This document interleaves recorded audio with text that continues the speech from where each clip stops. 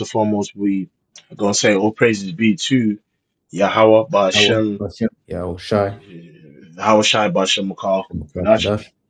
And then we're gonna say double honors to the apostles and elders of Great Millstone, and shalom to the sincere, elect teaching us truth and faith and sincerity.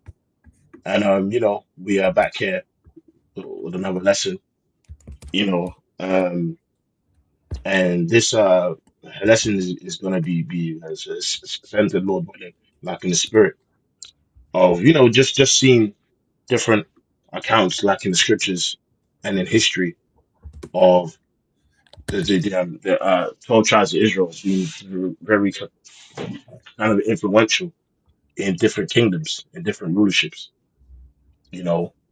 And if we even look, you know, throughout history, man, the 12 tribes of Israel are truly, a special people. And we've influenced, all of these kingdoms, like in all of these nations and everywhere we go, like even if we're beat down or in slavery or whatever, Jake's shine because, you know, Jake is special, man. Jake, Jake, Mm-hmm. Jake, Jake, Jake, Jake has that glow about him.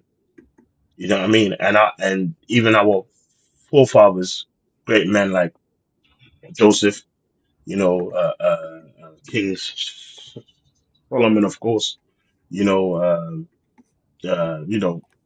David, and uh, there's so much, Moses, you know, Daniel, of course, and the three holy children. Jake always stand out and stick out. And Yep, really, got a quick one. it's just sorry, brother. Go ahead. Oh, when you're done, so I got a quick one. Yeah, and sometimes what can happen is sometimes Jake can kind of like get lost in history. And what I mean by getting lost in history is that you have like a prime example is Imhotep in Egypt. Imhotep, right? As we've been taught by apostles and elders and down, him and Joseph are are the same person, and it,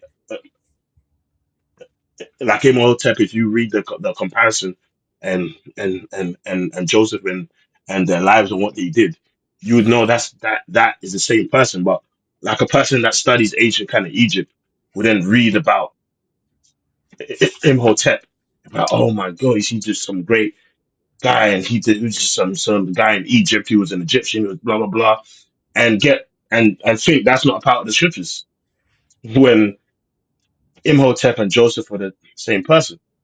You know what I mean? It's like let's say Daniel and the three holy children. They're also like was known in their time for being wise presidents and stuff, rulers. You know what I mean? But people don't even talk about that. And then even if it's further back into the future, from that time, you can even have somebody like Cornelius. People will hear the name Cornelius and say he was a centurion and automatically believe that, you know what I mean? Like he's an Edomite, not knowing Jake has been in all these empires. But yeah, sorry, bro. Go ahead.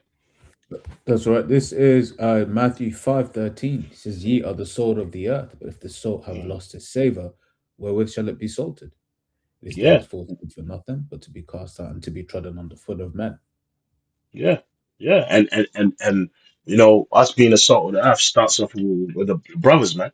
Those that have the word and truth. But even if you extend it to our wider nation, we bring the flavor upon the earth.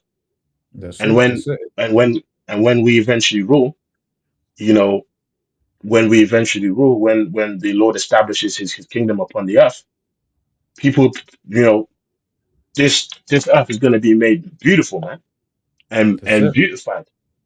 You go ahead, Yeah, bro. yeah, because I was gonna say it's like when you when these heathen look back in the kingdom. like look back at this world and the kingdom, it's going to be, oh, yeah, of course, they're the Israelites. Like I've thought Yeah. about this a few times before. Like I remember, you know, you hear Eve singing sometimes. I remember it was like Georgia Smith. I was hearing her sing, was listening to her Mm. songs, and it was just like, bro, of course, with the Israelites. Yeah, yeah, yeah. Yeah, yeah, yeah, yeah, yeah, If not yeah, where, if not where, and who is he? Like, yeah, if they say yeah, Jacob, if not where and who? yeah, yeah. Uh, and it's like sometimes people think, oh, we are trying to make everybody like an Israel. Oh, so they're just trying to make everybody Israelite. No, just because we're the biggest nation on the earth. In fact, even if you want to get like the scriptures on us being scattered and us being, more, basically multiplied. You know what I'm saying? Like we are really the biggest nation. In fact, that's the scripture speaks about us in Genesis being a nation and a company of nations shall come of thee, which applied unto us, because each tribe of the 12 tribes is that big that is considered its own nation. You know, I mean, even if you look at the northern tribes,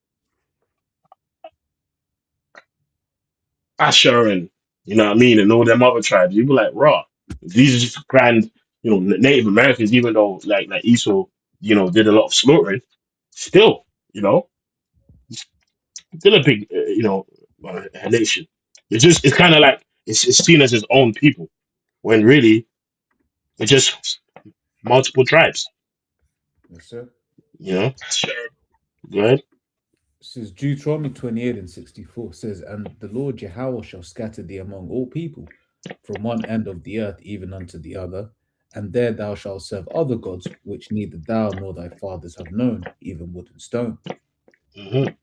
Yeah, Right? and we've truly been scattered amongst all people, and it's like that's why the Lord is going to gather together His elect from the four corners because, brother, a lot of our people, oh, all of our people are so far re- re- removed from being Israelites. You know what I mean? It's like there's, even in the deepest cave of Afghanistan, man, there's an Israelite over there somewhere. You know what I'm saying? Even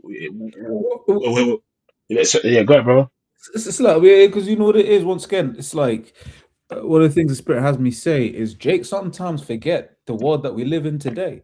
The point I'm trying to Mhm. make about that is like, for instance, we both know a Jake, right? That he's in the middle of Japan somewhere. Yeah, yeah, Right, and it's like, bro, what you doing? And it's not like Tokyo. It's like where yeah, he is. It's not like Tokyo. Like Jake always ends up in Tokyo. He's just in some yeah, place in Japan because he yeah, met some chick somewhere, fell in love, and then he moved over to where she is. And this is mm, what Jake has been doing for millennia. You think, and one of the things that I like, I think about as well, is, for instance, the scriptures talk about certain spices, right, and herbs and stuff like that that aren't native to Israel, right? mm, So it makes me think, okay, cool. That implies what? Trade routes. That implies someone that's gone on a mission, right? And then you know Jake sees some fine ass strangers, to how you call it, like strange. So it's like, oh snap, who's that?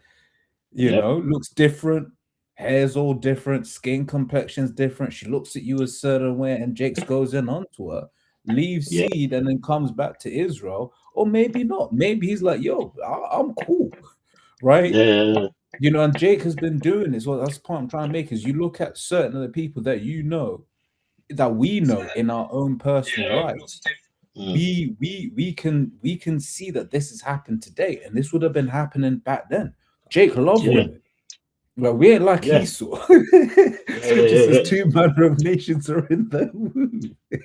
Yeah, yeah, yeah, yeah, yeah, yeah, yeah, yeah, yeah. And it's like, and it's something that, like I always say, Jake don't know how far the scattering goes. Mhm. You know what I mean? Jake's like, yeah, man. I have a friend. He's mixed race, so called. Yeah, just he's a couple minutes away, bro. Do you realize? Like, remember when Joab killed the men of Edom? and then they took the woman basically.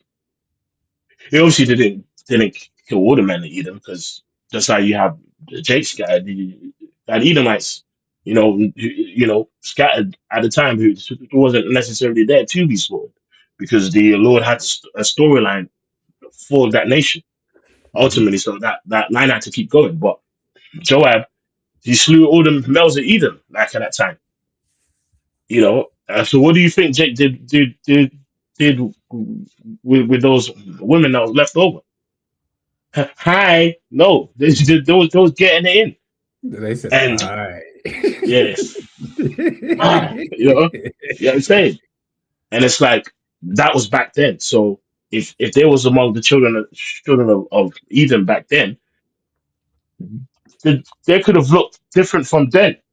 You know what I Mhm. mean? Before we even get to Greece and Rome and that. So imagine by the time of Rome, like they might just believe they're Edomites completely. They might look just like Edomites completely. So that's the purpose of this lesson. Bro, can we get our first uh Chronicles 17 and 21? All right. This is First Chronicles 17 and 21. It says, "And what one nation in the earth is like thy people Israel, in the Most High went to redeem to be his own people, to make thee a name of greatness and terribleness, by driving out nations from before thy people, whom thou hast redeemed out of Egypt." Mm. Speaking it, bro. Yeah, and that's it. And there's direct precept to Deuteronomy 7 and 6, as you see there, right? Because it's like when you look at our people, when you look at what we are capable of, once again, it's this idea of when these heathens look back in the kingdom, they're gonna be like, look, these are the chosen people.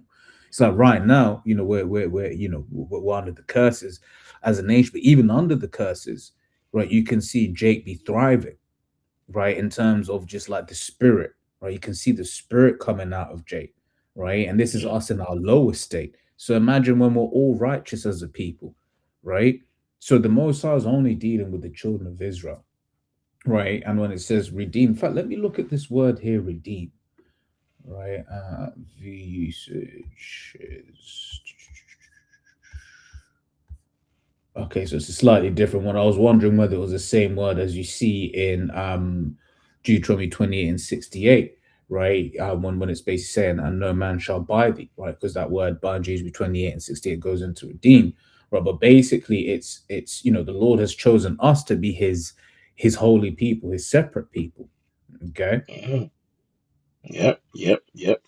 yeah, So and yeah, so I mean, if I was to no, say, go, the thing bro. is, of that greatness and terribleness, that is not of ourselves either, right? Because when you read Ezekiel, the 36th chapter, right, speaks that the Lord is going to do all of these things, not for us, but for his name's sake, right? Lord is not even saving us for us, he's saving us for his name's sake, right? But in Mm. us being great and us being terrible, right, is ultimately all to just give glory and praise to Yahweh Shem El Shai. That's it. That's it. That's it. All right. So with that, can we bubble shot get the quote of the second president of the United States, John Adams? Now, quick, I don't know, disclaimer. When he's making his quote, he's thinking about these small hats, but he's obviously reflecting, in history, as well, and has probably seen a correlation of how the Hebrews, which it means really means the Hebrew Israelites, have as a people we've influenced, a lot of people, man. Even Abraham, there's if you go into the Josephus, talks about his time in Egypt and how his wisdom was just blowing them away. You know what I mean? And really, you know, it's like everything came from Jake, man. Even the bad and the things that are bad and the things that are good, man. Like we always talk about Greek, Greek gods and mythology. You know, these stories that you hear about, it is from Jake. You know what I mean? Even Islam, like it was just the wicked Roman Catholic Church fathers back then, which is Jake, that was going off, man. You know what I mean? Mhm. You know, so Appreciate it. Jake has had a lot of influence. Yep, good. Says you said everything came from Jake. So Baruch 3, start from Oh 35, yeah, 36. that's spirit. I was actually going to ask you to get the scripture. That's You it. can. Says this is our power, and they shall none other be accounted of in comparison of him. He hath found out all the way of knowledge, and hath given it unto Jacob his servant, and to Israel his beloved. Right? And it's like we've all been doing stuff at work, or if say you're creative, you be whatever it is that you're doing, but just in general, as Jake, we'll just be doing stuff, and then every now and then the Lord will just bloop, plant. You feel it. It's like, oh shit, where did that idea come from, right? And it makes me Hmm. think of that word inspiration, right? To breathe in, right? If I remember correctly, right? But basically, it's like the Lord is the one that gives knowledge, and He gives that knowledge to the children of Israel. Now, you may be like, oh yeah, but like for instance, no disclaimer. I like comedy. I pretty much have watched everything on Netflix. But so I tried that new one that just came out. Jeff Ross, I think his name is the guy that always does the roasts on Netflix, right? But basically, like in it, like the first couple of minutes, he's speaking about, ironically, technically, actually, this kind of topic, right? But he's talking about it from his perspective as an Amalekite, and he's saying, Hmm. look, basically, Amalek, we've created everything, Yeah. right? So someone in the world may be like, well, actually, no, these other heathens, they're the ones that are credited for creating all of these things. But it's like when you understand, um even just because there are other aspects to it, but even just from the perspective of patenting things, right? For the Yeah. longest time, Jake wasn't able to patent things. When you Yep. look at when you sign a contract to start a job, or you sign a Hmm. contract for a university, I'm sure is pretty much the same thing, right? Your name doesn't get added to the inventions. Now they may add you, but you read in the contract that everything that you do is property of the company. So Yep. when you have the breakthrough, and Jake, we've all seen this. Jake Hmm. might have just an inspiration. Oh, could probably do this, right? And then that ends up being successful, moves the needle, as they say in corporate speak, right? But guess who gets the credit for it, right? Someone else. Hmm. Okay. Scripture says, made no account of his labors. Yep. Yep. That's right. Right. That's right. So let's read this quote of this former president. This is from John Adams, azquotes.com. It says, I will insist the Hebrews have contributed more to civilized men than any other nation. If So it was again, today, he's talking about the small hats, but in spirit, we know that this really fits the people of the Most High. Because guess what? These imposters influence the world in terms of wickedness. Damn sure. mhm, If you go into these companies, right, that bring hell and toxicity to the earth, yeah, them small hats are undisputed. You know what I'm saying? mhm, But if we talk about being as civilized, you know, all attached to science and mathematics, wisdom, it's all from Jake, man. Even if we look at King Solomon, right? That's right, brother. That's one of the I was scriptures. jumping the gun. Yeah, the brother jumping the gun, but nah, Mhm, brother, keep posting it.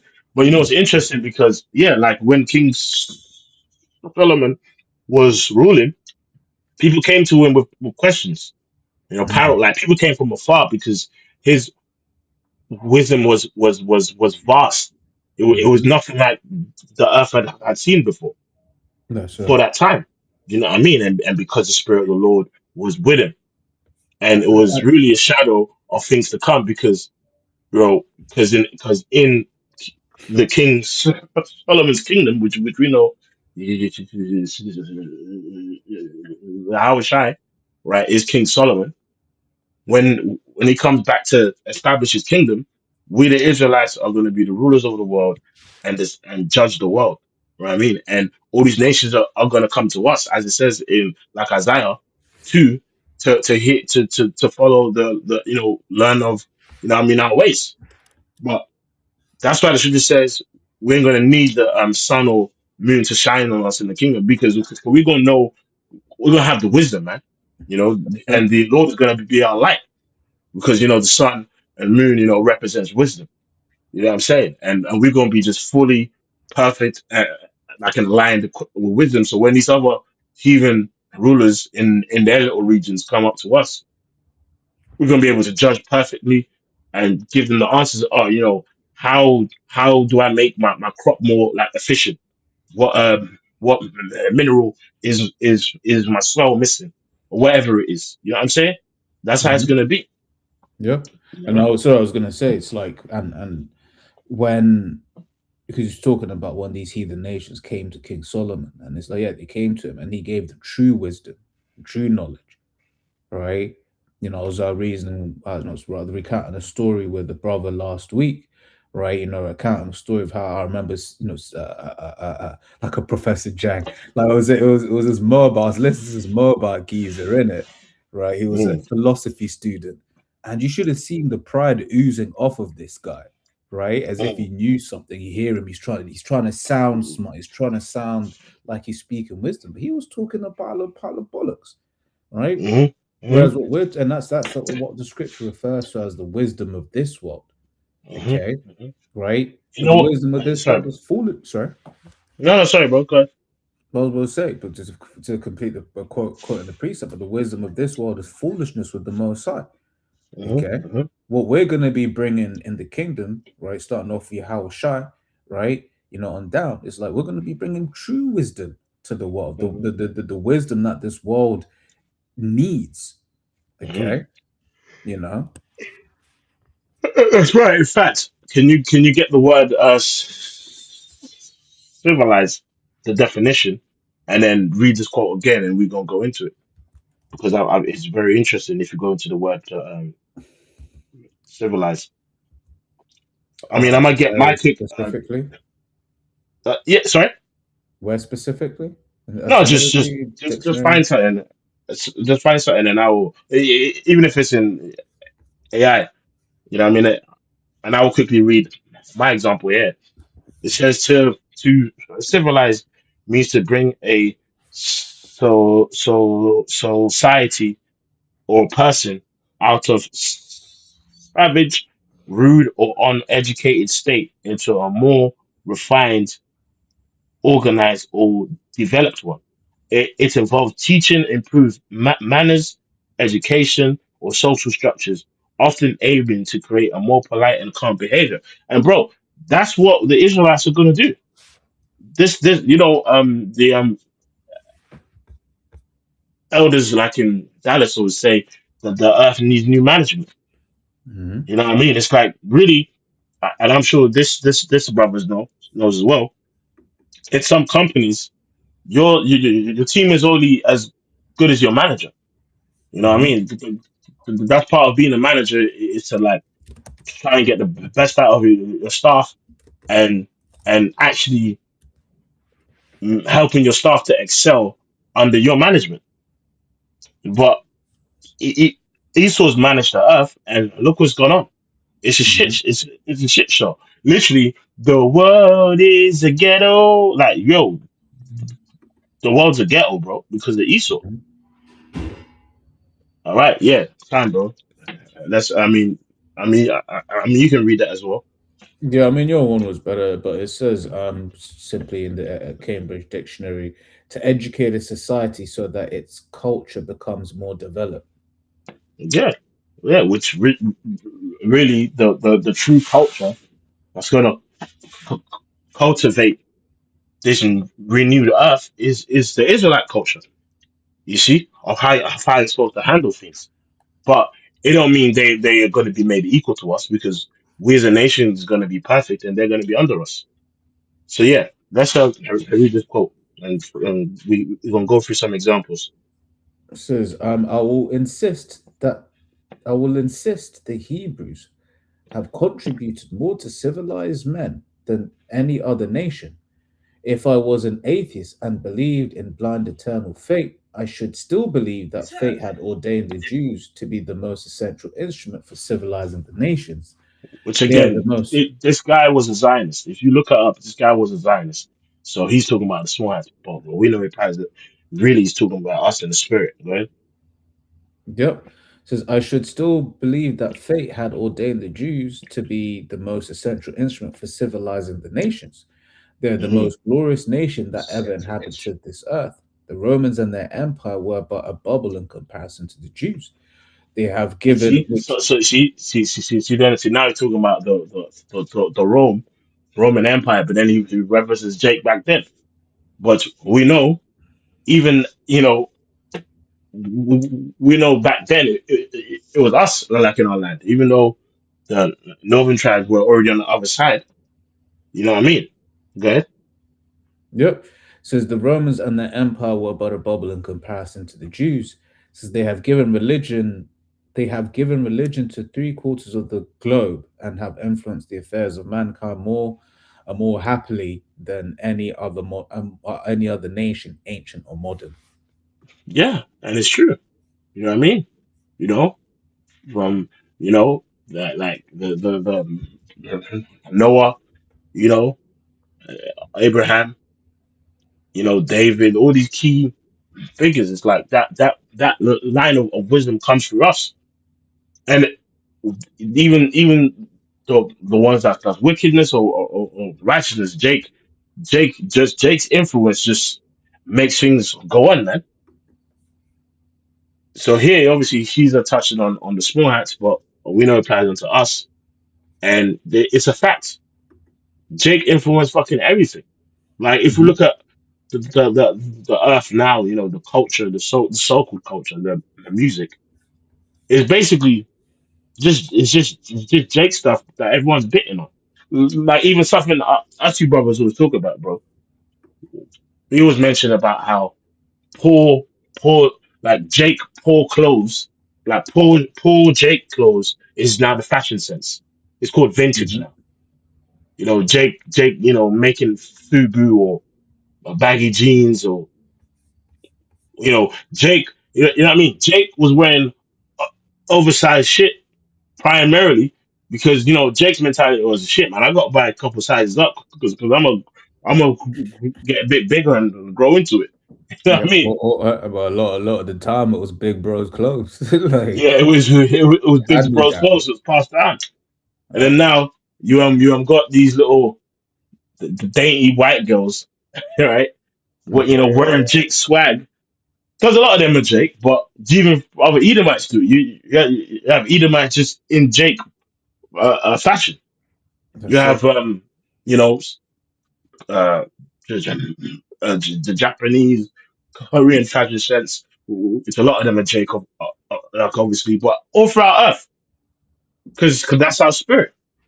So Mhm. if we influence Earth so heavily now, what do you think we was influencing back then? And on that influence, Earth, bro. Most nations know us as just being slaves. Yeah. I remember when Kim reasoned about it a while back. You have a whole host of people that just know the history of the so-called African American as slave. You were Hmm. slave, now you're not slave, So heavy. now you're an EBT. Yeah, Right? yeah, You have a whole load of nations that think yeah. that is our story, but we're so much more. But even in that estate, We're still even in influencing. that estate, still influencing people, right? Yep. To the end that Esau, once again, it's like Esau has created entire structures and systems to basically make us to keep this perception of Jake ain't shit. Excuse my French, but that's what it is, to keep that image afloat in the world, right? You think about all Yep. of his Hollywood movies, right? I mean, that's a remember how Jake felt after, which was nonsense, but remember how Jake felt after Black Panther. Yo, Yeah, Jake was, yeah, yeah. Just Jake was walking around with the kente cloth and yeah, head held going in. high, back Yeah. straight, no arch shoulders, no nothing. Hmm. Right, now imagine that has been an Edomite every single day. He wakes up, Mm. oh, I'm Superman. Oh, I'm Batman. Oh, I'm Jesus. Right? Yeah. That's what the Edomite has done with his witchcraft, with his Hollywood, etc., etc., etc. Whilst each time they show Jake, drug dealer. He's Mm. not a drug dealer. He's a rapper. Mm. Right? That's why it's one of the reasons. Yeah, Esau's just a jealous, piece of X, Y, Z. But like, that's why it is always a wonder. Oh, what do you do? You have anything nice? Oh, what do you do? Mm. I work Yeah. like Yeah. you, bro. Shut up. 50, 60 hours just like you, bro. Chill. Yeah. Let me get some of Yeah. these on the comment board. So after you do, Uh, bro. yeah. Bob Shaw, can you get the book of Lamentations? Bob Shaw, get Lamentations 2 and 15 on down to 16. Lamentations 2:15.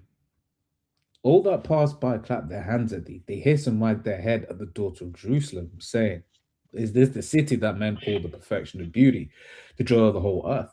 See All that the joy of the whole earth. Can you go into the word for joy? Let's just see what it says there.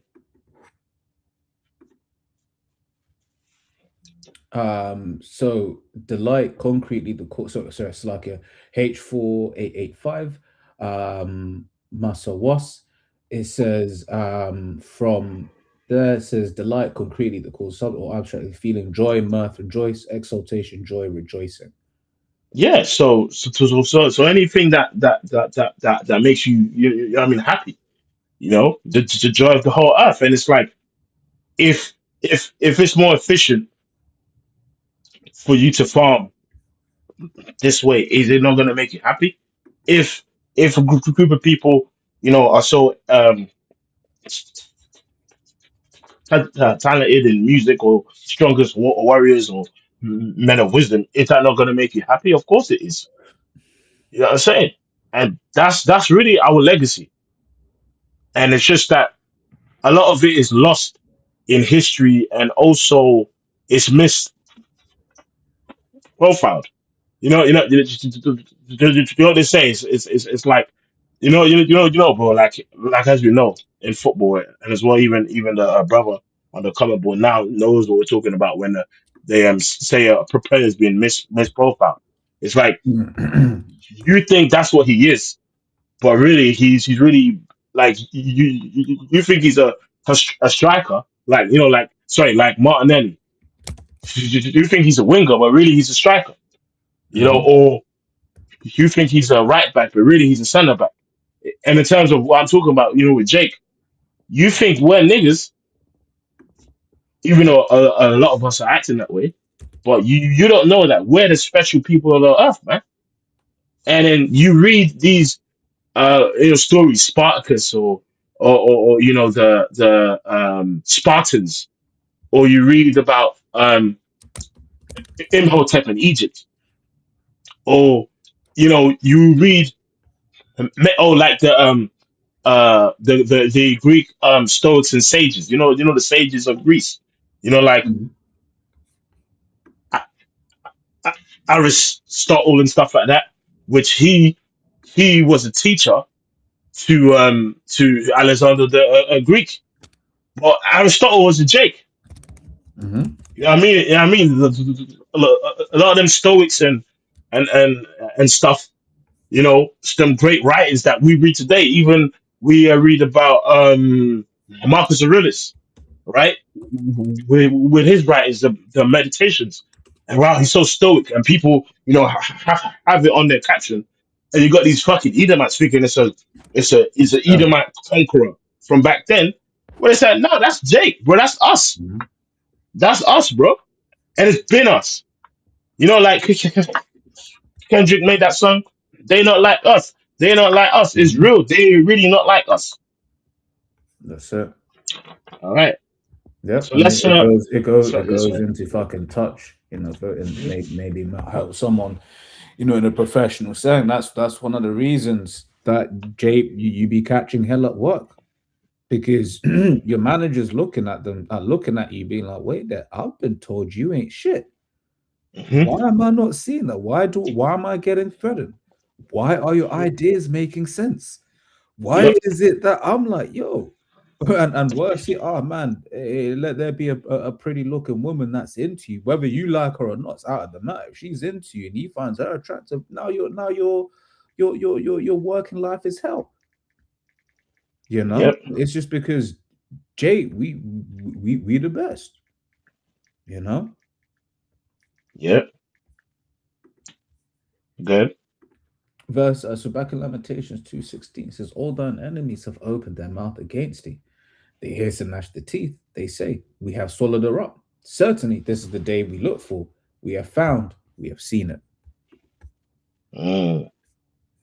Yep. Yep. Right. So that's it. It's like, also going through that again, right? Because there was a time when everyone knew who we were. Right now, it's sort of like the elites of these different heathen nations. They know who we are, right? And then they're looking at us like, yeah, okay, cool, yeah, they've been trodden down, okay, but we are still these people. In fact, is that's Isaiah 1, isn't it? It goes into that. Oh, snap. Not 8:1, Isaiah 1. Right. I think what a bit further down from I think it was from here. Yeah, let me read into it. So Isaiah 1, and look at the title, right? Because in fact that's one of the words in the precepts we started off with, right? Redeemed, right? It says Zion corrupted will be redeemed, right? And this is it. We were brought low, but the Lord this was all a part of the Lord's plan. Okay. So let me Isaiah 1 from 21 says, how is the faithful city become an harlot? It was full of judgment, righteousness lodged in it, but now murderers, right? You think about the precept that's coming to mind at the moment is, can these bones live? Right? You be looking at what some of these Latin tribes be doing. You're like, damn, here it is on the Saturday. We're out there telling the world, hey man, we the Israelites, so-called Negroes, Hispanics, Native Americans, right? And then people go home and they just be watching the crazy stuff that Jake be doing, right? So we have fallen, right, from our righteousness, right? Now our nation's full of people that ain't gonna make it. Let's just put it like that, right? Scripture says of America that two parts therein shall be cut off and die, right? Referring to 2/3 of our people in that land, right? So it says in verse 22, thy silver is become dross, thy wine mixed with water.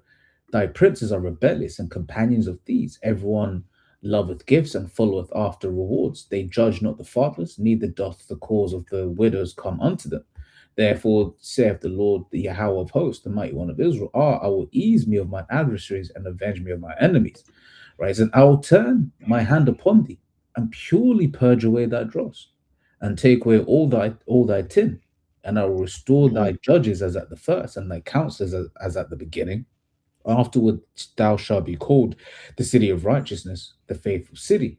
Zion shall be redeemed with judgment, and her converts with righteousness. Mm. Right. So, Fine. but yeah, it's point just making that it's like, right now we're in a lower state, right, very lower state, but the Lord is going to wash, is going to cleanse us, right, and ultimately we will be redeemed. That's right. So, bro, let's get the. After going into it, let's you read a bit of the chat GBT examples, and then we're gonna go into the scriptures on Joseph, Moses, and a couple others. Yep. So this is Because so basically, that what I was doing was I was asking chat, yeah, uh, uh, like I was asking chat about basically giving examples of Israelites of influence in foreign empires at different times in history. Yep, good. yep says yes, that's a fantastic topic. The idea that Imhotep, the Egyptian architect, physician of Vizier, what the hell does that mean? Advisor, advisor. A Look, high yeah, official in some Muslim countries, especially in Turkey under Ottoman rule, right? So high official, right? yeah. This is under Pharaoh Joseph, and Joseph, the Hebrew patriarch who became vizier under Pharaoh in Genesis, might be the same person is one of those theories that blend biblical history, Egyptology, and Yeah, chronology debates. and and, and if you look into the etymology of visor, it's like it says meaning a helper, a aid, or one who bears a burden. So Jake would get responsibility in these empires. Jake will get responsibility in these rulerships, which is why Cornelius being an Israelite, like if you grasp, if one first of all, if the Lord is dealing with you and you actually grasp history from the scriptures, that's where you begin, and you read secular history, marrying it with the scriptures, you know Cornelius being an Israelite isn't far fetched, bro. There's Mm. historical precedents, and him being just because he's a centurion and he commanded men. Well, duh, because Jake is the best warriors. Like a prime example, a quick a side note, which later on we can read about him. Well, a man named Tiberius Julius Alexander, when we was being conquered in 70 AD, he was an Israelite, and he knew he was an Israelite. By the way, he actually Tiberius Julius Alexander was basically like what they call you can say like a Greek speaking Jew. He actually came from like a well known family, but he basically didn't embrace that side really. He's basically like a Israelite who knew he was an Israelite, but he was in the world and training against Jake essentially. You know what I'm saying? But when Titus and them Vespasian, he was one of the main generals that was coming against us, man. And there's accounts talking about how he felt bad, but he just did what he had to do. He actually played a big part in us going down in 70 AD.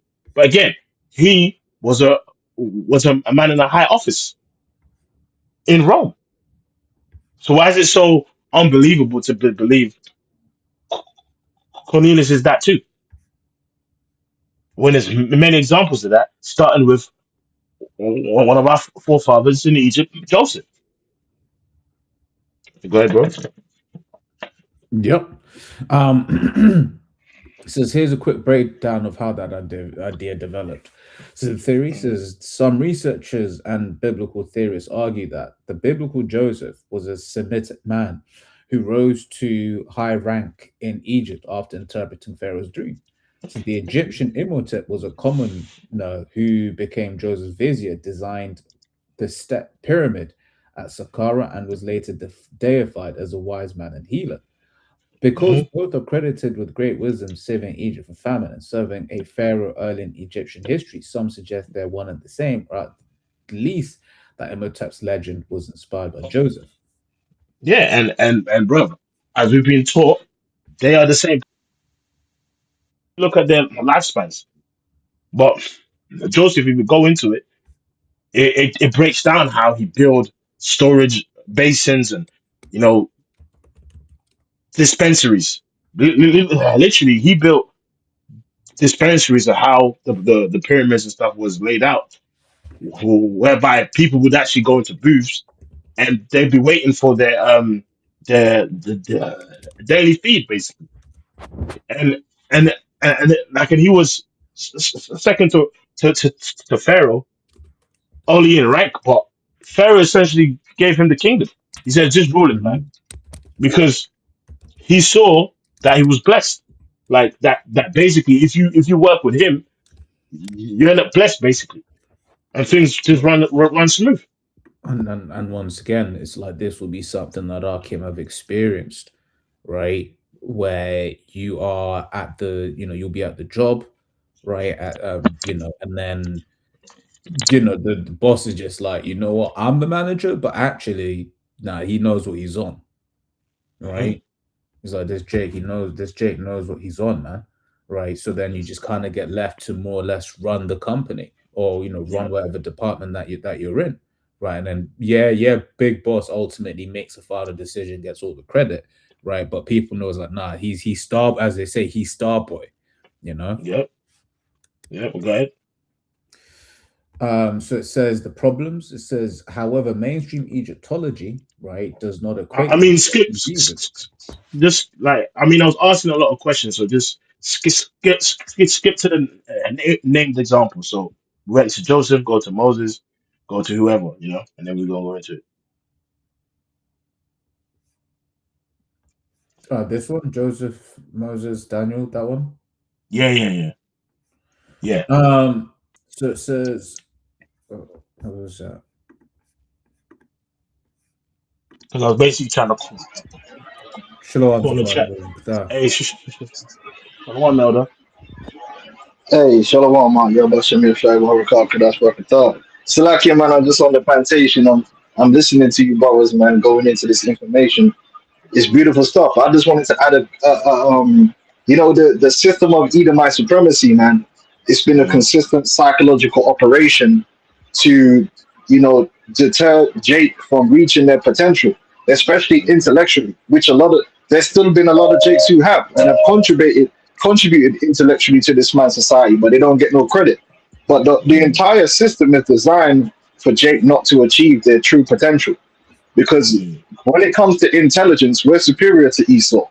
Mm. We're actually the high IQ people. The Israelites are the people with the natural talent to be the rulers of the earth. We were mm, created for that purpose. So we have the potential, we have the ability. Esau is the least likely. He has the least likely characteristics to be a ruler, and that's proven itself to be the case because he's about to blow up his own shit. Yeah. He's a monkey with a chemistry set. That's all he is, man. He ain't the guy. See, the system of Edomite supremacy is a lie. It's a psyop. It's a gaslighting. Jake don't have the intelligence. No, you ain't got the intelligence. Because if we were so stupid, you wouldn't have to undermine us. You know what I'm saying? You wouldn't have to set up systems to keep us down and undermine us. You understand what I'm saying? So yeah, it's good that you brothers is bringing out the information because we at the end, the man of sin is being revealed, and it's time for Jake to wake up to who we are, who our power is, man, and have confidence in our power, man. To hell with Esau. Esau's a monkey with a damn chemistry set and a gun. That's all he is. He's DEI. He's a DEI ruler. That's right. You know, that's all I wanted to say, man. I'm on the plantation. You brothers is getting getting me fired up, man. But yeah, you brothers got it, man. I'm jumping out. Shalom, Zakwan. Hey, shalom, yo, Bashim Shabbat, shalom. Shalom. That's it. Can I remove you? I don't know if I can remove you myself or no, but like I could do that. Well, that's everything all right with the elder. Yeah, no, I was saying he was going to jump out. Or let me just. Yeah, but do you want me to remove you? Khan. All right, shalom. You're good. Shalom. Yeah, time. All right, that's it. So yeah, go on, bro. Read through that. That's it. So it says, so where were we? Says, exactly. That's a very insightful observation. You're touching on a recurring biblical pattern where righteous men of the Most High rise to positions of political or administrative authority in foreign empires, often during times of national crisis or transition. It says the Yeah, biblical because we're natural leaders. We're natural leaders, and we are natural leaders because we are going to lead. Starting off with our Lord, how shy. We are the rulers and leaders of the earth. So that's why Jake can be in Egypt. And here it is. He was there in prison, and then next time you know it, he's second in command. Mhm. Like of Egypt. Go ahead, bro. Into the next one. Yep. Yeah. Go ahead. So it says the biblical pattern, the godly wisdom in foreign courts says throughout scripture, several key figures, Joseph, Daniel, Mordecai, Nehemiah, Ahika from extra biblical sources, and even Moses in some sense followed a shared archetype. says the righteous servant of the Most High rises to prominence in a pagan empire through divine wisdom and integrity. So it says Joseph in Egypt, Genesis 41, rose from slavery to vizier in Egypt, interpreted Pharaoh's dream by divine insight, administered the grain reserve that saved nations during famine. Says a Hebrew governing a major pagan empire, yet remaining faithful to Yahweh. Yeah, and really, after the Lord destroyed Egypt when we left, it was never the same. Like really, the golden age was really with Joseph, really, because that's how they got rich as shit. You know what I mean? Imagine you being preparing for this, because Egypt already in that region was like a breadbasket. So it's like when they had the 7 years of plenty, it's like, all right, the Lord has given me the interpretation. Hey, if these Hebrews are so wise, why did they need him to? Why did Israelite need to break down that dream when with Daniel? Why did he need to give the breakdown? Because the Lord is dealing with us. You know what I'm saying? That's it. Right? Yep, goes on to say Moses in Pharaoh's house, raised in the royal Exodus 2 to 12, raised in the royal court of Egypt, trained in all Egyptian wisdom, Acts 7:22, says later became the liberator of Israel, showing that the Most High can use someone formed inside the system to reform and deliver others from it. Yeah, and even to touch on Moses, people like I believe Moses when he like left basically Pharaoh's house. I believe if I'm not mistaken, he was about 40 years old, right? And you know, if brother can double verify that, you know, you can. The scriptures does mention. I just can't find the verse right now.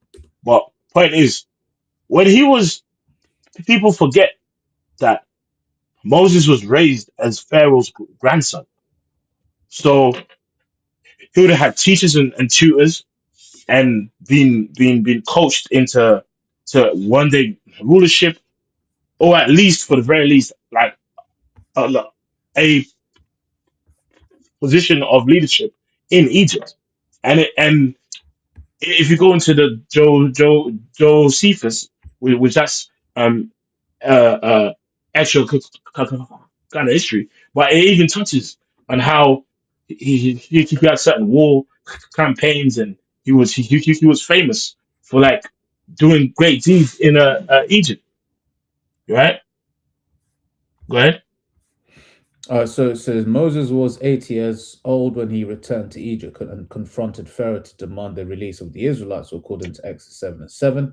His life Hmm. is commonly divided into three 40-year segments, which is spiritual. It says 40 years in Pharaoh's court, 40 years in Midian, and 40 years leading the Exodus. Yeah. Um, So the first 40 years of his life, do you think Pharaoh, Moses was just 40, just eating popcorn in Egypt, just basically out of shape, and just a low life. You know, you only see these rich billionaires kids. Whoa. Well, I mean, even prime example is Joe Biden's son. Here he is. He just had money all his life, so he's just on crack. Imagine that. The president's son's on crack. Former president's son is on crack. No, when Moses was in Egypt, which let's actually, instead of following structure, bro, can you get the example like in Hebrews? Let's just go to his example, and then we'll flip back to Joseph. But when he was in Egypt, he had like a rank in office. You know, this guy is gonna be one day our ruler, and he just you know what I mean. But when he was in Egypt, he had influence. He was known for his wisdom and such. Remember, even as a child, they saw him and said, "This boy's a goodly child." And in spirit, the same thing was said by David, man. You know, if you know, you yeah. know. Go ahead. So this is Hebrews 11:23. By faith, Moses, when he was born, was hid 3 months of his parents because they saw he was a proper child, and they were not Mm. afraid of the king's commandment. By faith, Moses, when he was come to years, refused to be called the son of Pharaoh's daughter, choosing rather to suffer affliction with the people of the Most High than to enjoy the pleasures of sin for a season, esteeming the reproach of Mashiach greater riches than the treasures in Egypt, for Yeah. he had Yeah, bro. respect unto the recompense of the reward. By faith he forsook Egypt, not fearing the wrath of the king, for he endured as seeing him who is invisible. That's it. That's it. Um, let's go to Exodus 2 and 10 on down. And much appreciated to all the brothers on the comment board posting the scriptures. Post them more, man, because you eventually gonna go through them. Go ahead.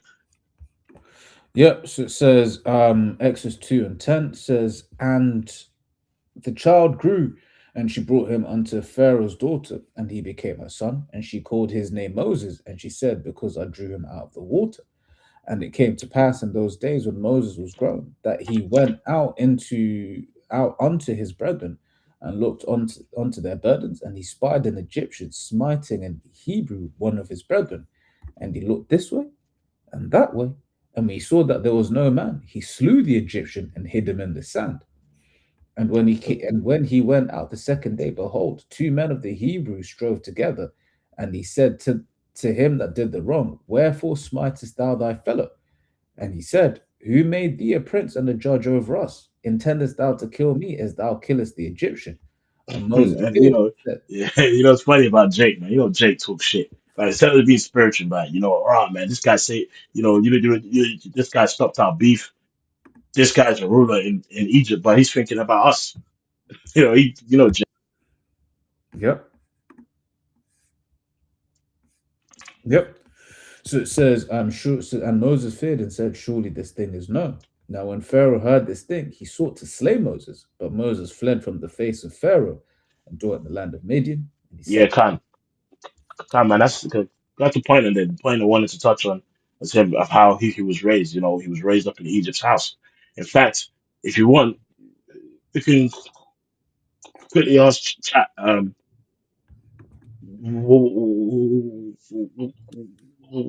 What are the key points that the Josephus mentions on Moses' influence in Egypt? Again, we all know this is extra kind of history. We obviously know that the Josephus isn't just it's got a lot of good information in there. Which is something that our apostles have mentioned to us to read. But obviously, we know our main foundation is the scriptures, right? yep. So this is Flavius Josephus discusses Moses mainly in Antiquities of the Jews and against Appian, where he presents Moses not just as a biblical figure, but as someone who had a major impact on Egypt. His account mixes Jewish tradition with attempts to appeal to Greco-Roman audiences. Here are the key points. It says Moses as an Egyptian educated leader. Josephus emphasized that Moses was raised in the Egyptian royal court and educated in Egyptian knowledge, science, military strategy, and administration. This portrays Moses as a highly competent by Egyptian standards, not an outsider. It suggests Egypt indirectly shaped Moses' abilities, which he later used to lead the Israelites. So his military achievements for Egypt. It says Josephus adds a story. Yeah, and then let's not forgetting the scriptures as well. When we was coming out of Egypt and we was just in the wilderness, there was certain military campaigns that Moses led. The scripture actually does speak about it. So like it, bro. Yep. It says a military achievement. Josephus adds a story not found in the Bible. It says Moses led an Egyptian army against Cush. It says he is said to have won a major victory and even married an Ethiopian princess. It says implication Moses contributed to Egypt's military success and security, enhancing his prestige within Egypt. A threat to Egyptian power. Despite his earlier services, Josephus says Moses became viewed as dangerous. The Pharaoh feared his popularity and leadership. This led to hostility towards Moses and eventually towards the Israelites. Religious You and know, bro, philosophical. read Numbers 31 and 48. Numbers 31 and 48. He actually gives an example of his one of his battles. You know, So Numbers 31:48 says, and the officers which were over thousands of the host, the captains of thousands and captains of hundreds, came near unto Moses. They said, and they said unto Moses, thy servants have taken the sum of the men of war which are under our charge, and there lacketh not one man of us. We have therefore brought an oblation for Yahweh, what every man hath gotten of jewels, of gold, chains and bracelets, rings, earrings, and tablets to make an atonement for our souls before the Lord. It says, and Moses and Eleazar the priest took the gold of them, even all wrought jewels, and all the gold of the offering that they offered up to Yahweh of the captains of thousands and the captains of hundreds was 16,750 shekels. kind. I mean, that hits the point. I believe in Numbers 31 and 14 as well. It just gives you a picture as well. Um, so this is Numbers You know, 31. actually, start from verse 1. Sorry, because it basically touches on the slaughter of Midian. Numbers 31 says, and Yahweh spake unto Moses, saying, avenge the children of Israel of the Midianites. Afterwards shalt thou be gathered unto thy people. And Moses spake unto the people, saying, arm some of yourselves unto the war, and let them go against the Midianites and avenge the Lord Yahweh of Midian. Of every tribe 1,000 throughout all the tribes of Israel shall ye send to the war. So they were delivered out of the thousands of Israel, 1,000 of every tribe, 12,000 armed for war. Says, and Moses sent them to the war, 1,000 of every tribe, them and Phinehas the son of Eleazar the priest to the war with holy instruments and the trumpets to blow in his hand. Yeah, And they were, so basically he was basically like a prophet, you know, a lawgiver, you know what I mean? Which was really, you know, was from the Lord, of course, that used him. A military commander, you know what I mean? Because, you know, people might paint their picture in their head of just Moses, you know, like he wasn't, you know, well spoken, and nah, he actually, you know, was up there, man. Even in combat, he actually led it, you know. That takes a special man, a thinking man, to you know, especially with all the hell he was already getting with Jake. You know what I mean? And the Lord used him. So, you know, we've touched on Moses. Let's just read a bit about Joseph as an example, as an influence. Because otherwise, yep. man, if we focus on everybody too much, man, this this video gonna be 5 hours long. Right? So back in chat, right?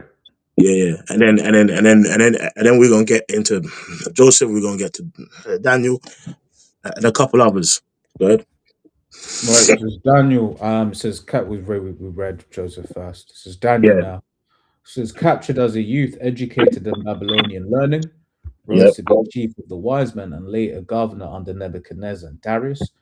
Known for interpreting dreams, prophetic insights, and integrity, his story mirrors Joseph's almost beat for beat. Mm. Um, Mordecai and Esther in Persia, as his Mordecai saved the king's life, later became second in command to Ahasuerus. Esther Yep. became queen, interceding for her people. Together, they turned a decree of destruction into deliverance. Yep. Right? So you get the story of Purim. It says Yep. Nehemiah in Persia. It says the cupbearers to King Artaxerxes. It says You use see his that? You influence. see that? It's just like the Lord again. So the picture you know, my brothers are trying to paint. It's like you just see how Jake, even in different empires and kingdoms, even in the statue of Daniel, because like remember we have the whole period of the Maccabees brothers and the Maccabee, you know, family in general, and then we have, you know, many men that, you know, were Israelites, that was around. Remember, again, we even mentioned Alexander the Great, who was taught at the feet of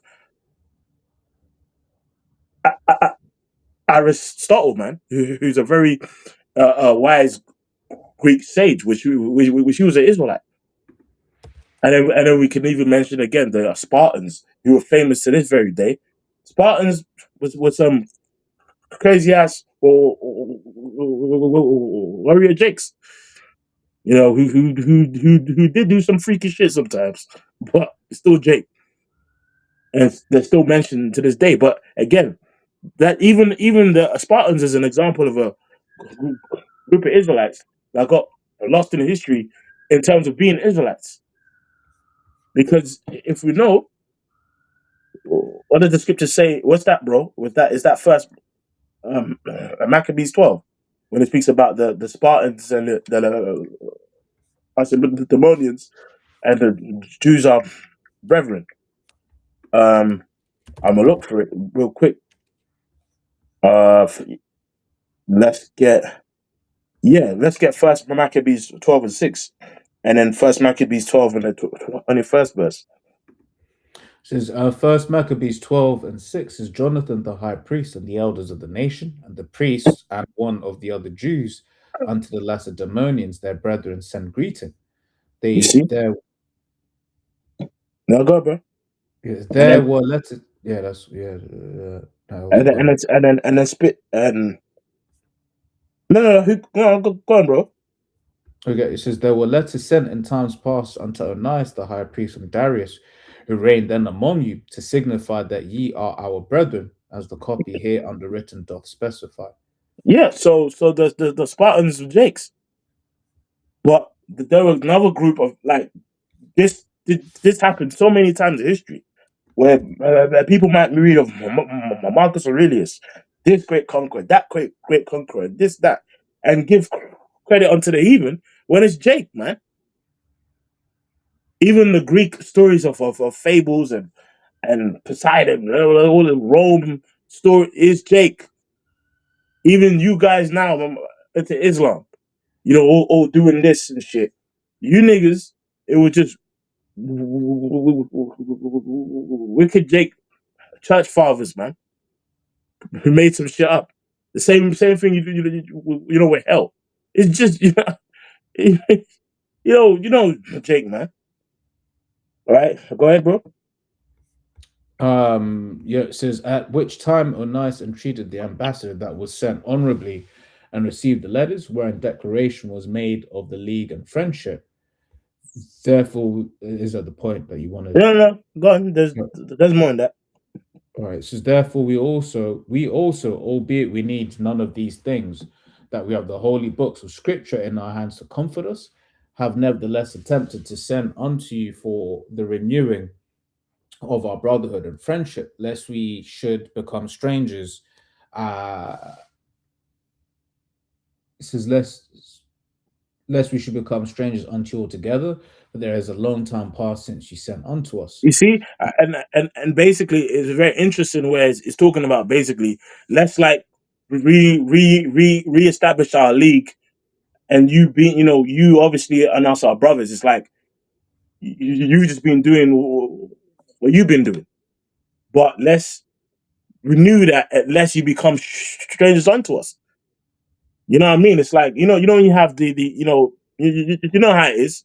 Like a group of like Jakes or Benjamites might move to Scotland, like their great grandparents will probably have moved there in the 40s, and they've just kind of like been so far away from their culture that they just end up not even really standing on who they actually are.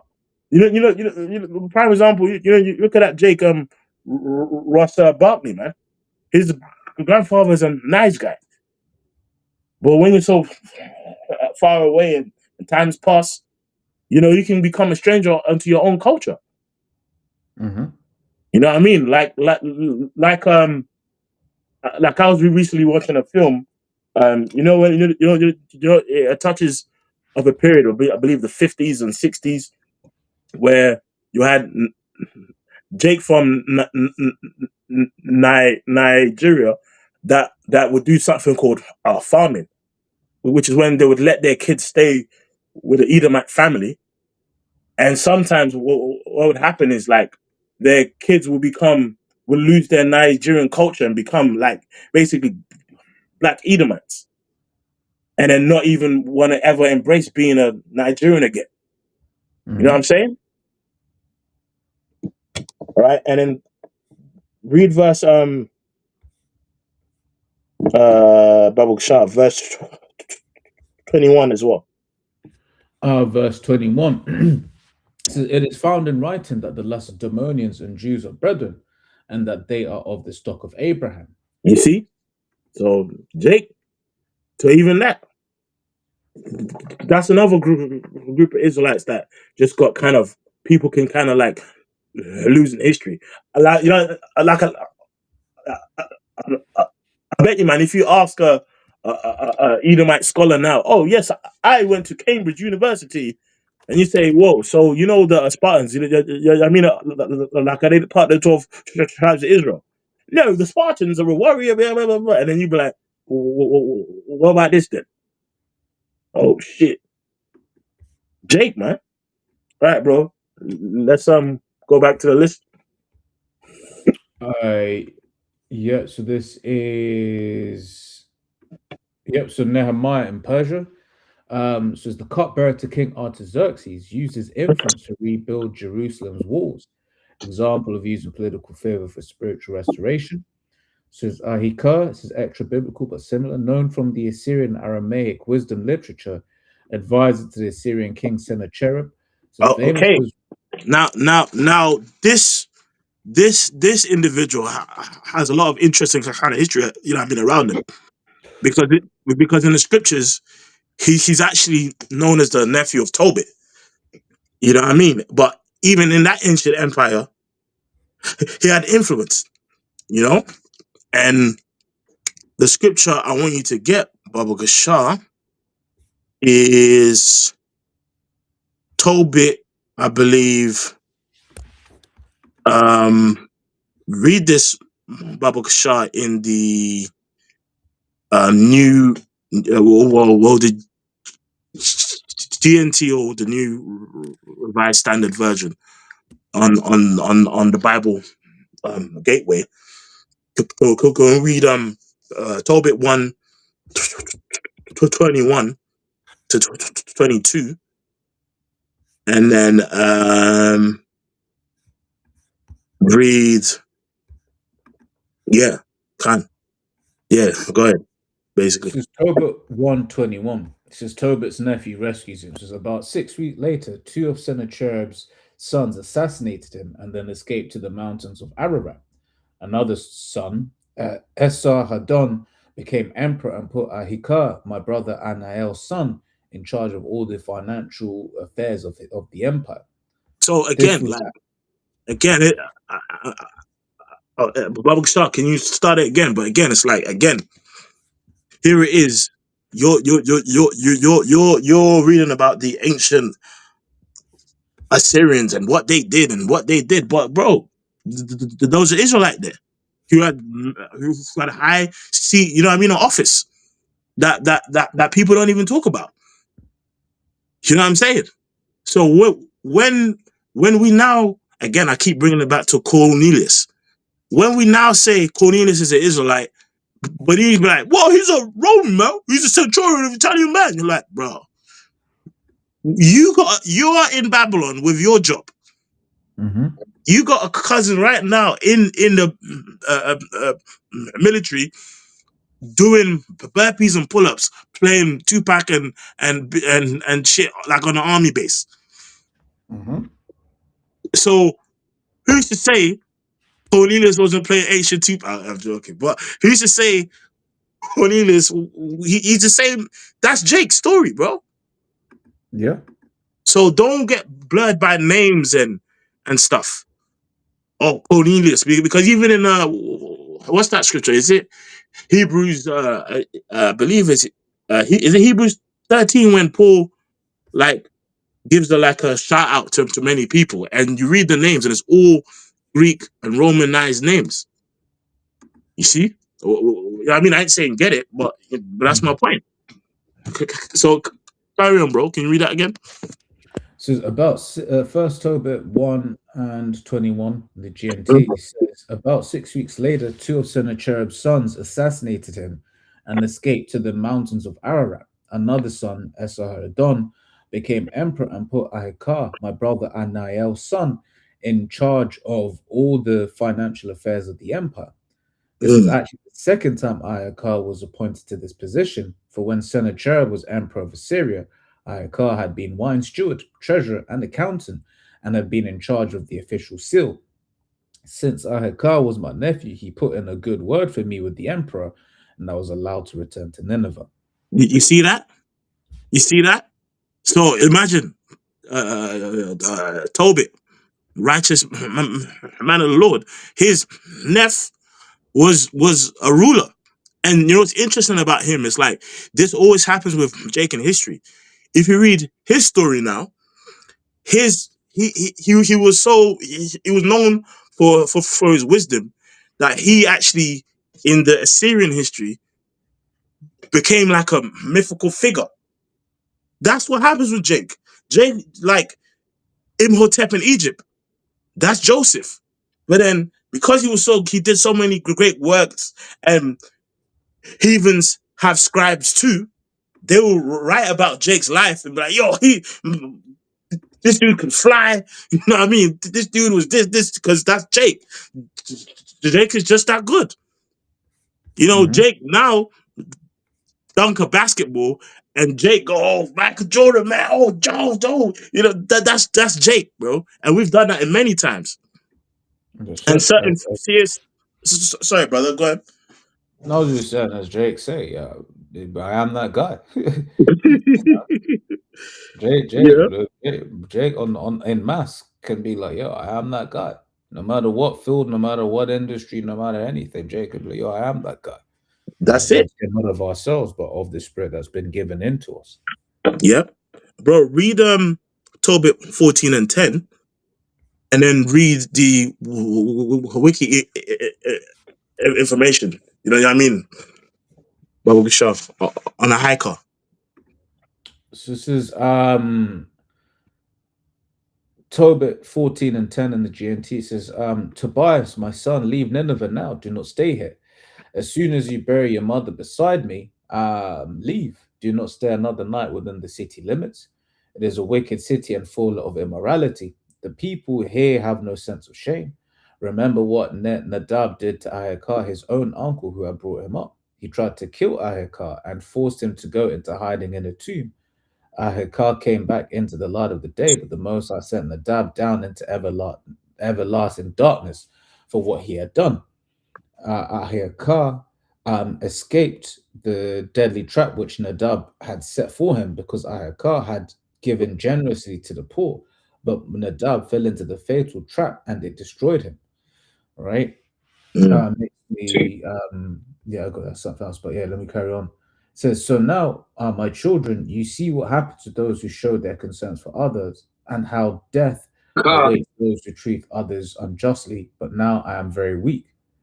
Then they laid Tobit on his bed. He died and was given an honorable burial. You see that? Yeah, go ahead, bro. Later on, Tobit's wife died and was buried beside her husband. Then Tobias and his wife moved to Ecbatana in Media, where they lived with Raguel, Tobias' father-in-law. But it's made the point there. It's made a point there. So now let's move to what it says about I mean a hiker in Wikipedia, and we established that he's an Israelite and Tobit's nephew. So read about like a bit about his narrative, his characteristics, and then go to the later on it kind of mentions the Bible a bit about certain scholars mirror him as the same person, which the scripture verifies that because Tobit just said it. Says the story of Ahikar in the Wikipedia. It says in the story, Ahikar is a mythical chancellor to the Assyrian kings. You see what I'm saying?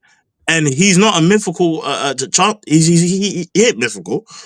He was an Israelite, just doing his job. You know what I'm saying? But as the stories get told and heathens, like, his wisdom gets deified, it becomes a myth. You know what I mean? Go ahead. Yep. So it says, is a mythical transfer to the Assyrian king Sennacherib and Esarhaddon. Having no child of his own, he adopted his nephew Nadab, says, and raised him to be his successor. Nadab ungratefully plotted to have his elderly uncle murdered and persuades Esarhaddon that. Which Tobit mentioned that. He actually said he tried to get him killed. So how's that mythical? You know what I'm saying? It's there. We're good. It says, Nadab ungratefully plotted to have his elderly uncle murdered and persuade Esarhaddon that Ahikar committed treason. Esarhaddon orders Ahikar to be executed in response, and so Ahikar is arrested and imprisoned to await a punishment. However, Ahikar reminds the executioner that the executioner had been saved by Ahikar from a similar fate under Sennacherib, and so instead the executioner kills a different prisoner and pretends to Esarhaddon that is the body of Ahikar. The Okay, remainder of Sakan. So if you want, go into where it mentions the scriptures bit. If you read down, yeah, I believe it's in origins and bit. You know, development.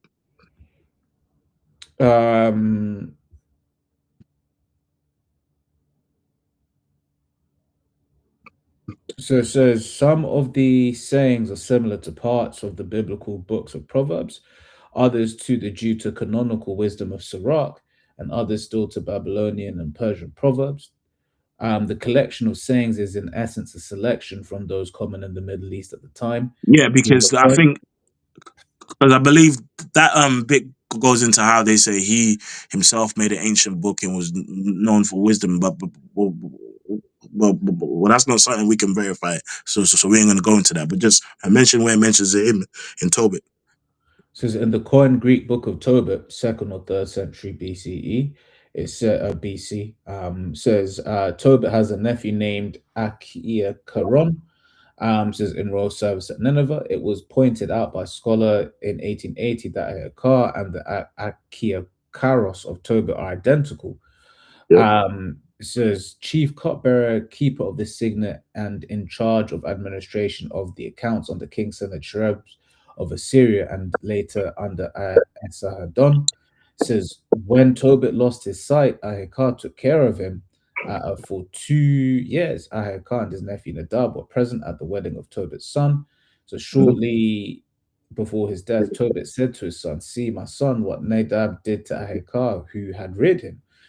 Was he not, while yet alive, brought down into the earth? For the Most High repaid him to his face for this shameful treatment." Ahikar came out to the light, but Nadab went into eternal darkness because he tried to kill Ahikar. Because he gave alms, Ahikar escaped the fatal trap that Nadab had set for him, but Nadab fell into it himself and was destroyed. Yeah, go ahead. So the Codex Sinaiticus Greek text, which the new revised standard version follows, has Nadab, the Greek text of the Codices Britannicus and Alexandrinus calls this person. I mean, the point is made on like on him, like in particular. But again, you see, you have an Israelite there who was in the like a Syrian empire who had influence, you know, but just got you could somewhat say as lost in history, and people will may read about him studying in university, not knowing, bro, this guy's an Israelite, you know. Go ahead, bro. Let's go back to the list.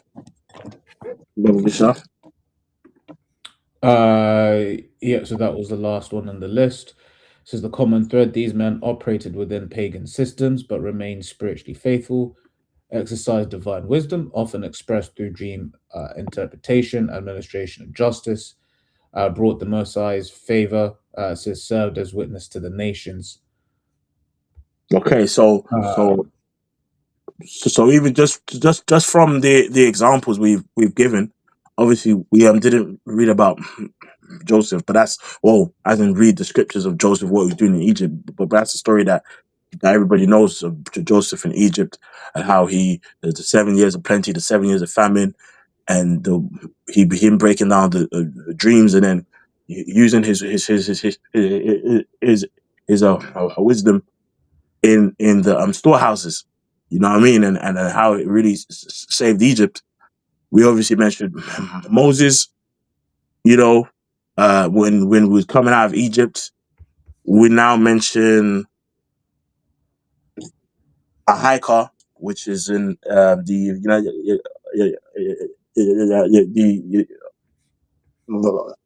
Assyrian Empire. All right, we got Babylon and Daniel, which if we can read that quickly, Daniel.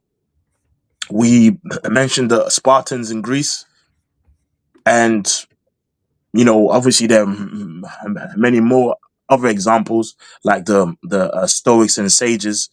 You know what I mean, like and men who raised up Alexander the Great in wisdom. In fact, if you go into the Josephus, it even touches how Alexander had dreams of the high priest in like in in Israel, man. And it even touches how he eventually met up with the high priest, which told him, like, it's you that's mentioned like in the scripture. So that's why for his lifetime, Israel and him were actually cool until after his death, where it went left. And then we even go as far as Rome, and we even gave the example of Tiberius Julius Alexander. So as we've mentioned, literally the statue of Daniel, all major empires, Israel has always been there with major influence, showing their uh, uh, wisdom, whether it was for the purposes of righteousness or wickedness. Because we are the people in which the Lord has given the knowledge, wisdom, and understanding to. So have you got the one in Daniel? You know what? There is the brother actually posted it earlier on. Let me grab the one that the brother posted. This is Daniel 1:17. Says in the NLT, says the Most High gave these 4 young men an unusual aptitude for understanding every aspect of literature and wisdom. And the Most High gave Daniel the special ability to interpret the meanings of visions and dreams. Right. So that's one example there, right? But then you can also read into Daniel the 6th chapter. It says, "It pleased Darius to set over the kingdom 120 princes, which should be over the whole kingdom, and over these 3 presidents, of whom Daniel was the first, that the princes might give accounts unto them, and the king should have no damage. Then this Daniel was preferred above the presidents and princes, being an excellent spirit." Being an excellent spirit was in him, and the king thought to set him over the whole realm. Bro, it's just a common theme, bro. Like, these kings get around Jake, and they're like, you know what, bro? Just take the keys. Just take the keys. Look, just make sure I'm good, my family's good. Just take the keys and run the ship. And guess what? We eventually are gonna run the earth because we are the real rulers. Good. Yep, says then the presidents and princes sought to find occasion against Daniel according to the kingdom, against Daniel concerning the kingdom, but they could find none occasion nor fault, for as much as he was faithful, neither was there any error or fault found in him. Right. And once again, it makes me think of the fact that, when we'll be at work or whatever the situation, right, these people that are round about us, right, they're always trying to find an occasion against us, man. Yeah. Right. Yep.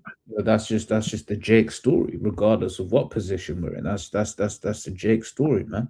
Yep. Right. Bro, Bubble Kashar, after your point, can read Daniel 1 and from verse 1 to 17. Sorry, to 7. This is Daniel 1 from the top. Says, in the 3rd year of the reign of Joachim, king of Judah, came Nebuchadnezzar, king of Babylon, unto Jerusalem, besieged it. And the Lord gave Joachim, king of Judah, into his hand, which part of the vessels of the house of the Most High, with part of the vessels of the house of the Most High, which he carried into the land of Shinar, to the house of his power. And he brought the vessels into the treasured house of his power. And the king spake unto Ashpenaz, the master of his eunuchs, then that he should bring certain of the children of Israel, and of the king's seed, and of the princes, children in whom was no blemish, but well favored and skillful in all wisdom and cunning in knowledge and understanding science. See that? And skillful in all wisdom and understanding knowledge and science. You know what I mean? Because, again, Jake might think of science and be like, no, man, that's for Edomites, man. No, bro. What are you talking about? We are superior to Esau in knowledge, wisdom, understanding, and physical strength and beauty. We fucking look, you know what I mean? We're the best people. It's just now we're in slavery. But even think about it, if in slavery we have had all this influence, how much more when we're in rulership? You see? But yeah, I mean, we've touched on that. We've touched on Daniel. Could we just read a little bit of history slightly on Tiberius Julius Alexander, because I mentioned him, and yeah, and then we're gonna close up. There's more we could have gone into, but in the interest of time, to order for all the scriptures as well in the chat. If you want at the end, bro, you can pick out a couple, but if not, we gonna close out. It says Tiberius Alexander, says the Jewish general who destroyed Jerusalem, from the Torah.com.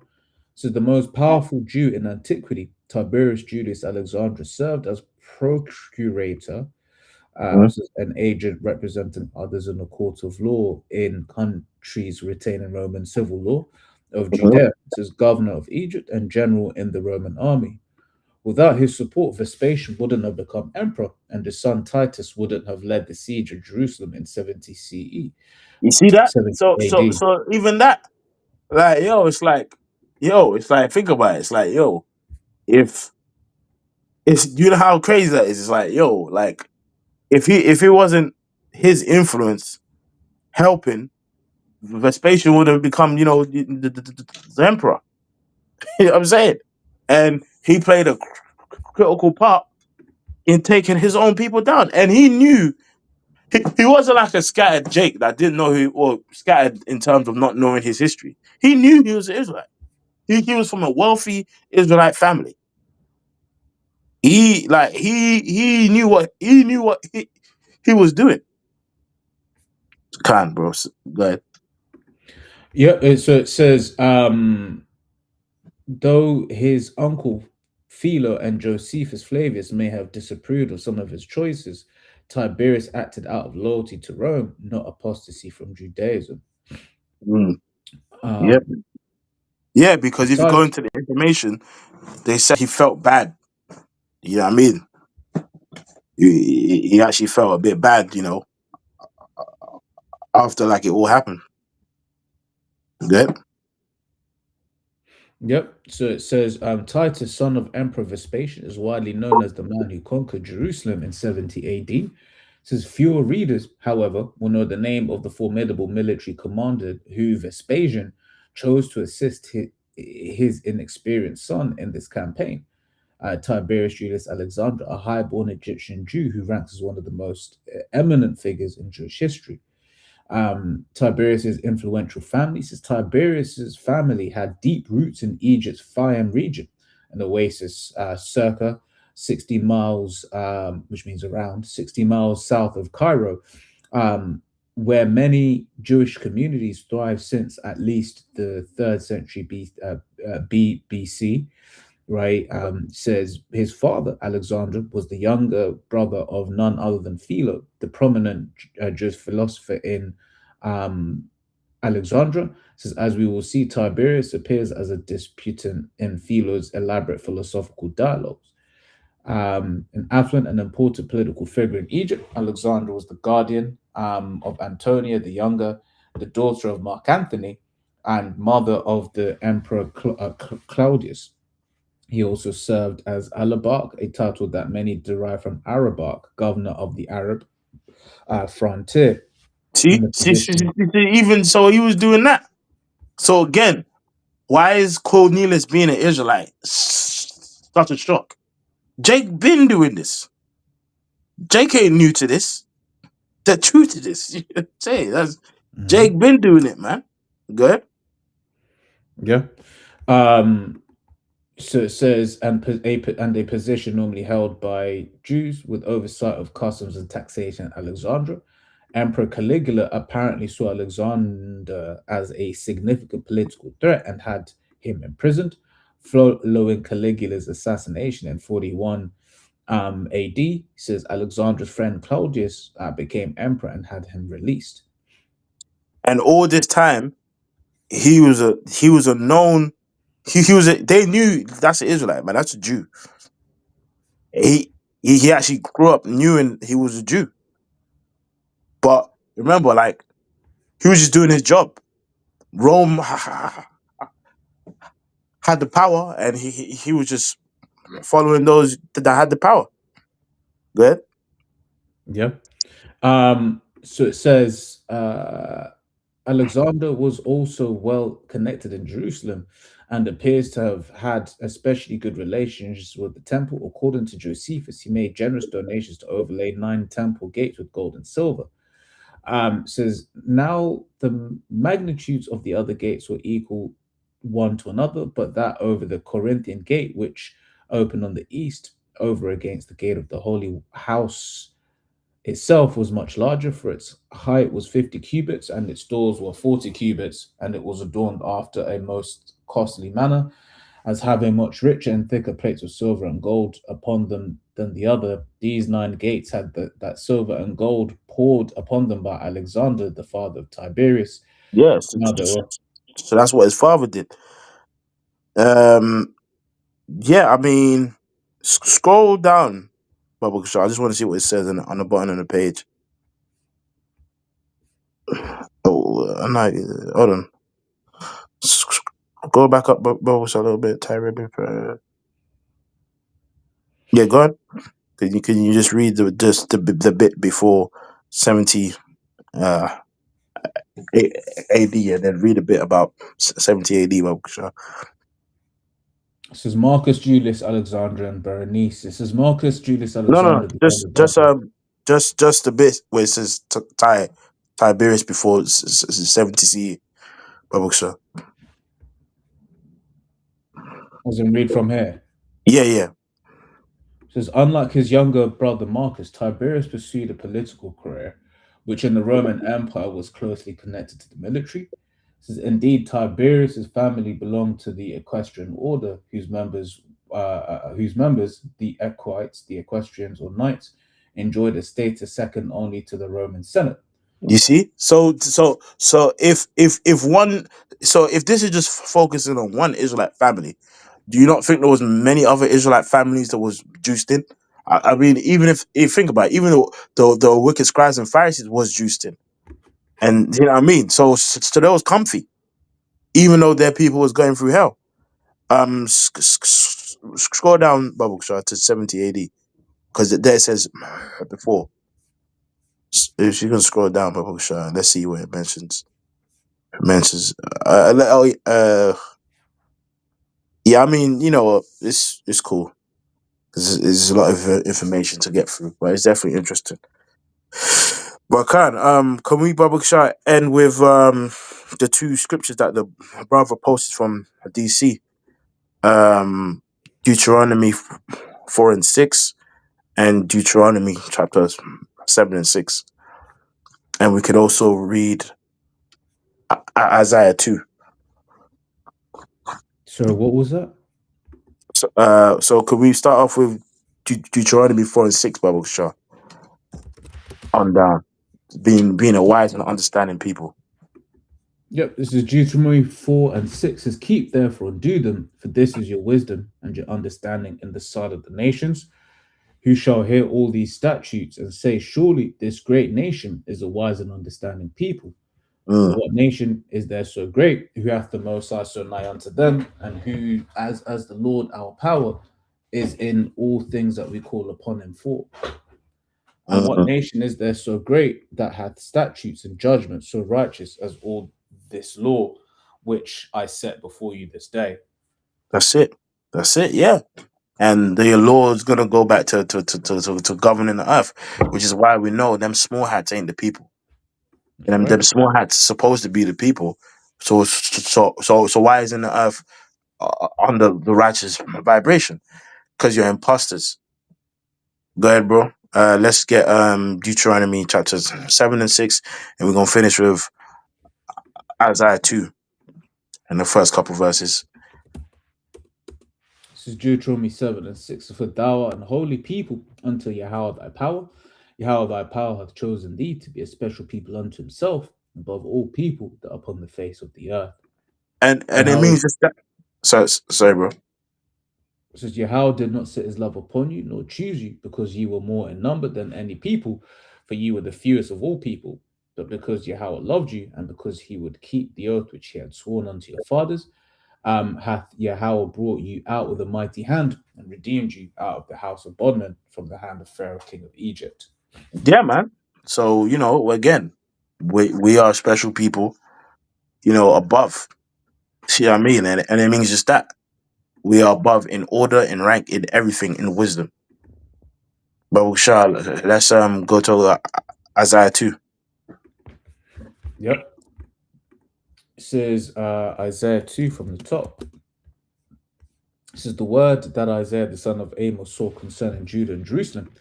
And it shall come to pass in the last days that the mountain of Yahweh's house shall be established in the top of the mountains, shall be exalted above the hills, and all nations shall flow unto it. And many people shall go and say, come ye, and let us go up to the mountain of Yahweh, to the house of the God of Jacob, and he will teach us of his ways, and we will walk in his paths. For of Zion shall go forth the law, and the word of Yahweh from Jerusalem, and he shall judge among the nations, and shall rebuke many people, and they shall beat their swords into plowshares, and their spears into pruning hooks. Nation shall not lift up sword against nation, neither shall they learn war anymore. And that's why we always say of the final form of earth is the Israelites in rulership on earth above all these nations. That's the final form. Because I mean, damn, even in our in slavery, we've we still have had influence in these major empires, and still to the very day. Mm-hmm. Top leaders and commanders and stuff. But Cam, bro, I mean, is there anything you want to add? Anything you want to say? Daughter to the older brothers, are watching and posting scriptures, and sisters who may be watching too. Yeah, I mean, we said it earlier on. It is just this idea of we go and look back in the kingdom, and be like, yeah, of course we were them guys. Of course we were that nation that the Lord was dealing with. You know. Hold up, we them boys. Hold up. We them boys. You know what I mean? You know that track. You know what I'm saying? We them boys. It be like that. It be like that. But Cam, bro, anything else? Yeah, no, that's it, man, and it's that's part of the punishment, right? Once the Lord awakens us to this truth, part of the punishment is just basically then having to walk around seeing these heathens lord over you, lord over us, Salakia, right? And treat us like we ain't like we ain't them the righteous seed, the Elam lording over you. That's what Ezra said, Fucking right? Elam boy. Yeah, I'll be stupid as hell, right? But that's Um, that's just part of the curses. that's it. That's it. All right. Hey, so with that, we gonna all praises be to Yahweh, Bashem, Shem, Shai, Bashem Rukaka Kadash. Gosh. And then we're gonna say double honors to the apostles and elders of great millstone, and shalom to the elect. Shalom, shalom, shalom. Yeah, That was from